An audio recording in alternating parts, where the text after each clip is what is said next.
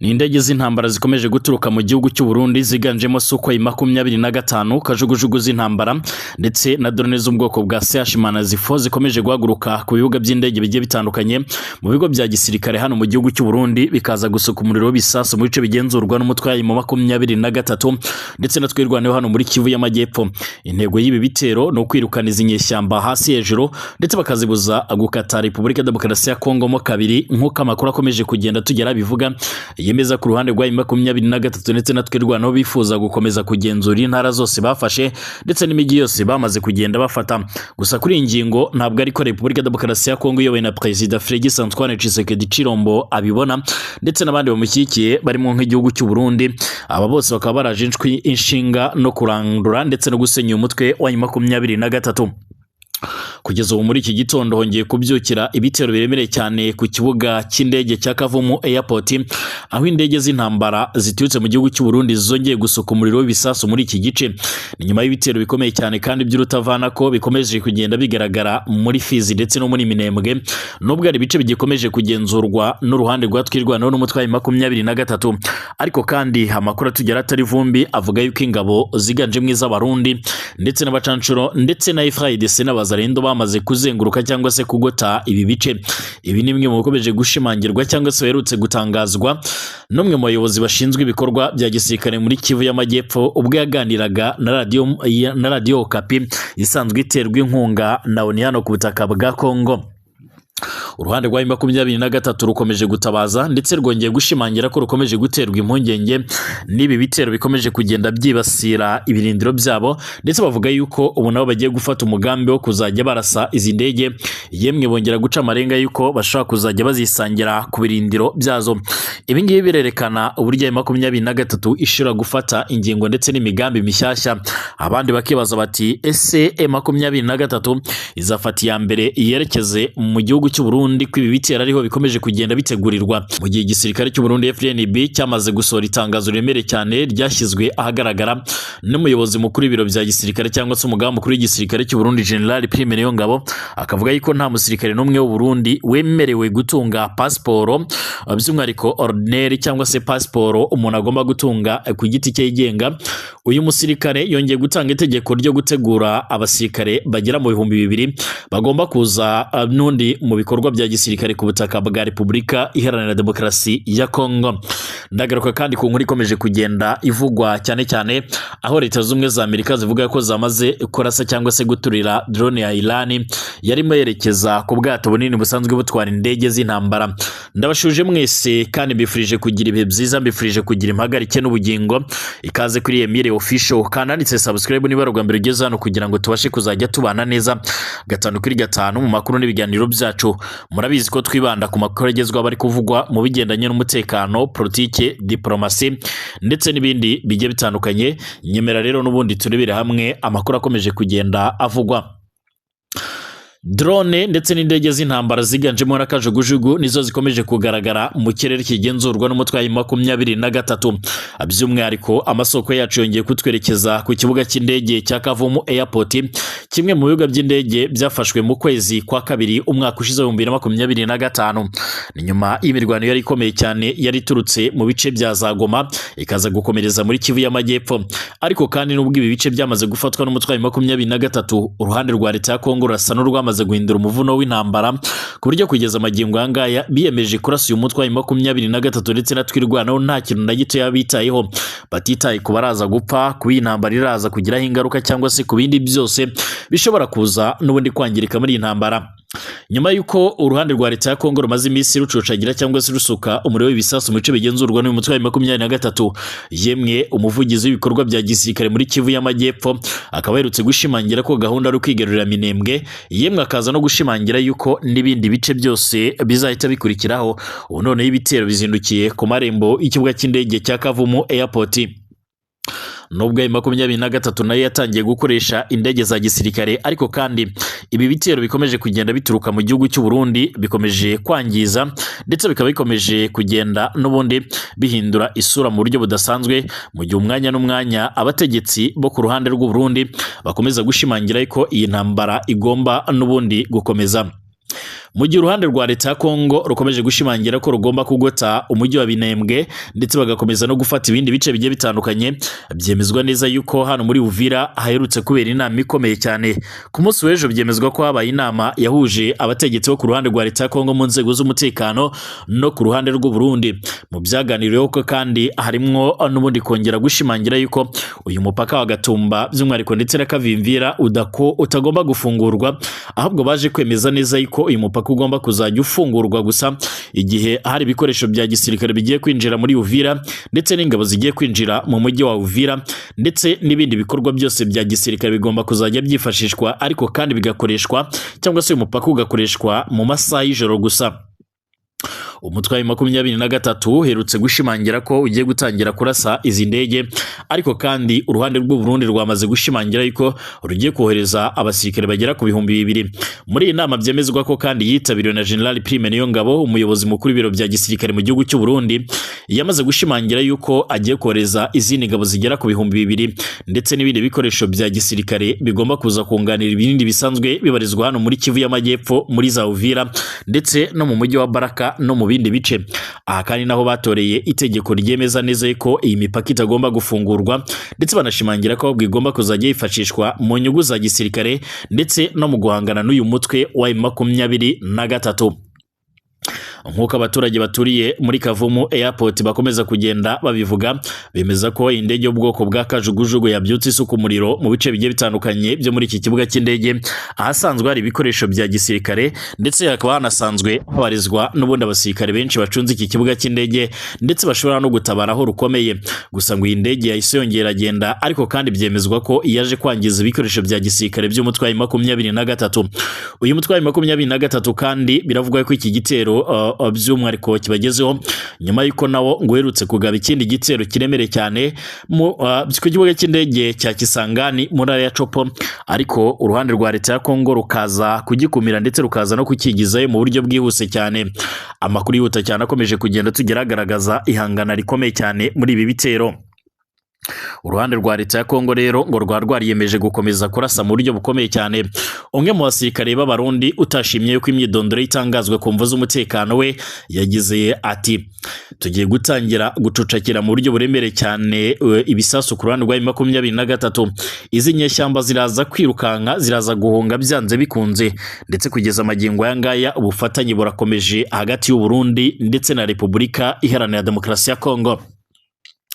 Ibi kandi byongeye gutera by'umwihariko impungenge nanone ku ifungurwa ry'uyu mupaka, aho amakuru y'ibanga akomeza gushimangira ko uyu mupaka ugomba kuzajya ukoreshwa mu bikorwa bya gisirikare gusa. Icyizere cy'abanyekongo ndetse n'abarundi benshi bari bategereje kugururwa cyangwa se gufungurwa k'umupaka wa Gatumba ndetse na Kavimvira cyongeye gusubira hasi rero nyuma y'uko leta y'u Burundi itangaje ku mugaragaro ko uwo mupaka ugikomeza gufungwa bitewe n'impungenge zikomeje ndetse zinakomeza umutekano ukomeje kuzamba mu burasirazuba bwa Repubulika Iharanira Demokarasi ya Kongo. Ariko kuba twatangiranye murabyibuka neza ko gahunda y'inama yabaye ku munsi w'ejo yaje gufatirwamo imyanzuro iremereye cyane, turaza kugenda tunagaruka mu makuru n'ibiganiro byacu. Ariko kandi noneho iyi myanzuro ikaba ishimangira ko iki kibuga by'umwihariko cy'indege kigomba gufatwa, ariko kandi mu ibanga rikomeye cyane, aho hagomba kuzajya hifashishwa inzira zo ku butaka ndetse n'izo mu kirere. Ku nzira zo ku butaka niyo mpamvu bakomeje gushimangira ko uyu mupaka ugomba gukomeza gufungwa, bakavuga yuko uko mu kufungura byashyira by'umwihariko mu bibazo bikomeye cyane igihugu cy'u Burundi. Ariko byemezwa ko iki gice aricyo gikomeje kunyuramo abasirikare benshi bava mu Burundi ndetse n'abajya mu Burundi, ibikoresho bya gisirikare byaba ibifaru ndetse n'imodoka z'amakamyo zitwaye ibiribwa ndetse n'ibindi bikoresho bya gisirikare byiganjemo imiti bisanzwe bikoreshwa hano mu mujyi wa Uvira. Ibyo amaze kuvuga haruguru ariko kandi byiganjemwo ibyo gukomeza gufunga uyu mupaka ni ibyatangarijwe mu nama yabereye i Bujumbura yateguye na Minisiteri y'Imibanire n'Amahanga n'ubufatanye mpuzamahanga, yahuriyemo kandi n'abahagarariye ibihugu by'abaterankunga n'abashyirahamwe mpuzamahanga yemerewe gukorera mu Burundi. Muri iyo nama kandi umushikiranganje imigenderanire y'u Burundi n'ayandi makungu Bizimana Edouard yemeze ko kugeza ubu ngubu nta cyemezo kirafatwa cyo kongera gufungura uwo mupaka ndetse ko uzaguma ufunze kugeza igihe azatangazwa izindi ngamba nshyashya. Avuga ku bibazo by'umutekano mu ntara ya Kivu y'Amajyepfo, Minisitiri Bizimana yanenze amagambo y'umutwe wa 23 maze avuga ko wavuye mu mujyi wa Uvira ayita amayira agamije kongera kwisuganya ndetse no gutegura ibitero bishya. Icyakora yavuze yuko ingabo z'abarundi ndetse n'iz'abanyekongo zikomeje kugenzura uyu mujyi, yemwe ngo uyu mutwe niyo wagaruka ntabwo ishobora ko wabona aho umenera. Yaciye amarenga ku Burundi kandi bukomeje kwiyubaka mu buryo bwa gisirikare, maze avuga yuko bukomeje no gutera inkunga mu buryo bukomeye cyane. Ariko kandi yavuze ko 23 yavuye muri Uvira by'umwihariko barimwo kugoreka ukuri, ibyo ngo ni amayeri ya gisirikare agamije kwitegura ndetse no kongera kwinjiza abarwanyi mu rugamba. Yakomeje ashimangira ko kandi amakuru avuga ko umupaka ugiye kugururwa vuba nta shingiro afite, maze asaba abaturage kwirinda kuyoborwa n'ibihuha bishobora gushyira ubuzima bwabo mu kaga. Uyu kandi by'umwihariko usanzwe ari umushikiranganje w'imigenderanire y'u Burundi n'ayandi makungu Bizimana yanavuze ku mitwe yitwaje intwaro y'abarundi ikorera muri RDC irimwe Reditabara ndetse na FNL ya Aloyizi Nzabampema, ivugwa ko by'umwihariko yagaragaye mu kibaya cya Rusizi hafi y'umupaka w'u Burundi.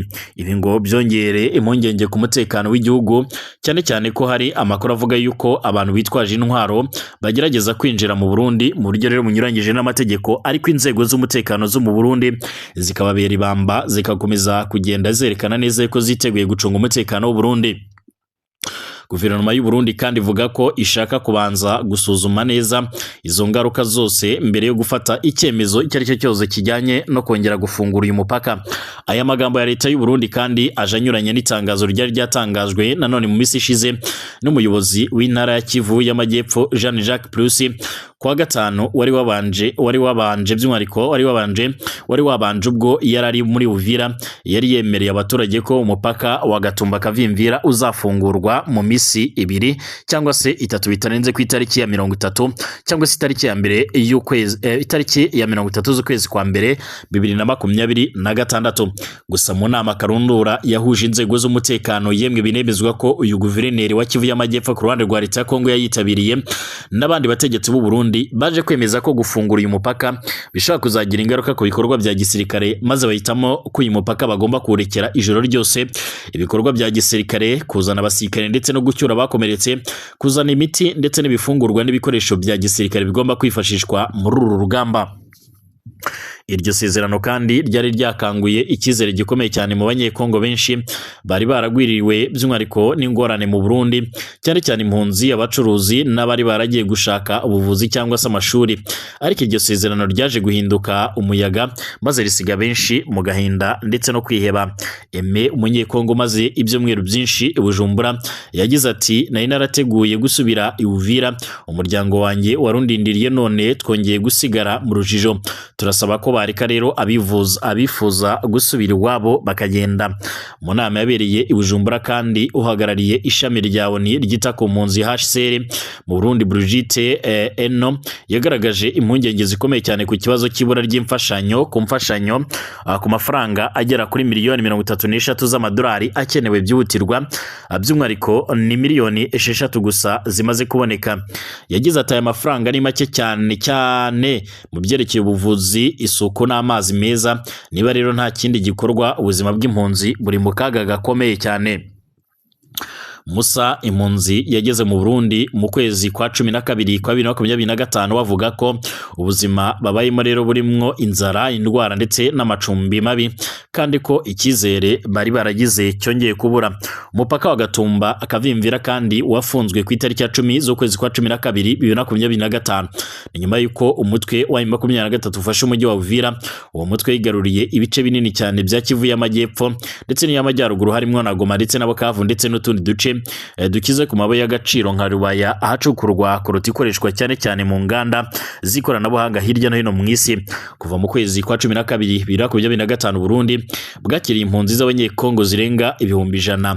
Ku rundi ruhande ariko kandi raporo zitandukanye zigaragaza ko Uburundi bwohereje abasirikare barenga 29,000 mu burasirazuba bwa Repubulika Demokarasi ya Kongo ni hagati y'umwaka w'2022 ndetse na 2025 mu rwego rwo gufasha FARDC n'imitwe iyishamikiyeho. Iyi gahunda kandi bagomba kuyikomeza yemwe ngo biyemeje kurasa kuri uyu mutwe hasi hejuru nta kintu na gito yabababariye nyuma yuko bamaze kubona yuko uyu mutwe nawo nta mikino na mito ifite ndetse utanajenjetse ku mirongo y'imbere ku rugamba. Nubwo hari amasezerano kandi Washington DC yasinywe ku itariki ya 4 z'ukwezi kwa 12 2025 hagati ya RDC ndetse n'u Rwanda binyuze mu buhuza bwa Leta Zunze Ubumwe za Amerika, imirwanire cyakomeje ibi bikaba bikomeza kandi gutuma akarere kose kaguma mu mwuka w'ubwoba ndetse n'urujijo. Mu gihe umutekano kandi ukomeje kuzamba ndetse n'ubukene bw'impunzi bukiyongera, iyugururwa ry'umupaka wa Gatumba Kavimvira riracyari kure cyane.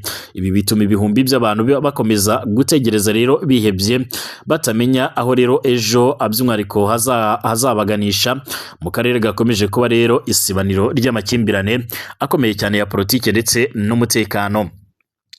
Kugeza ubu rero dutegereje igishobora kuza gukorwa n'umutwe wa M23 nk'uko bigaragara, ariko nanone hakaba hashobora kuza gufatwa izindi ngingo. Uruhande rwa Leta ya Kongo rwo rukomeje ibitero by'ubutavanako ndetse kugeza amagingo aya ngaya byemezwa ko hakomeje kwangirika ibitari bakeya hano muri Kivu y'Amajyepfo. Bashimire mwese abakomeje kudukurikira ndetse n'abakomeje kubana natwe mu makuru n'ibiganiro byacu. Dusubira mu masaha imbere turebera hamwe ibindi bigezweho.